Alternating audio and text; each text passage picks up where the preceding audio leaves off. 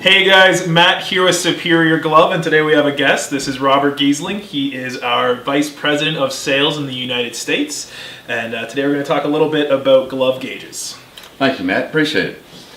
Today, in the explanation of the glove gauges, this has been a little bit of a misnomer over the years. A lot of people referred to a light-duty, medium-duty, or a heavy-duty glove. That was all dictated by what we call in the glove business the gauge. The gauge is the equivalent of the number of knitting needles per inch on a knitting head for a glove machine. So if you've got a 13 gauge glove, which is the most common, there are 13 needles in an inch knitting the glove.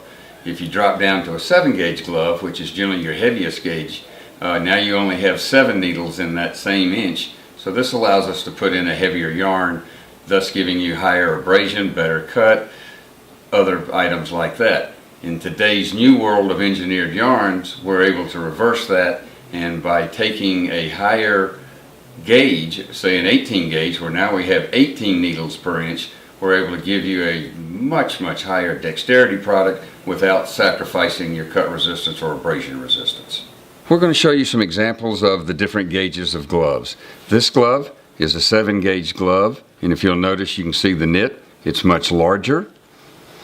Then we're going to come down to a 10 gauge glove. This would be one that would have the 10 needles per inch, and you can see that the structure of the stitch, which is the little lines you see here, is slightly smaller than we saw in the 7 gauge. And then this is a 13 gauge glove. So now we've got the 13 needles per inch, and you can see it's even getting a little smaller than the 10 was. Now we get down to the 18 gauge. This is the smallest, tightest knit pattern in gloves in the market today. They are working on some newer versions. It might be 20 or 22 gauge, but today the 18 is our smallest, and this gives you the best dexterity. As we mentioned earlier, you can also not be sacrificing your cut resistance and abrasion resistance just because you went from a heavy, thick glove down to a small one. Here's an example of what happens when you can be able to take the smaller 18 gauge glove, and we're able to turn this into a cut level 3, and it is also an Art Flash 2 rated glove.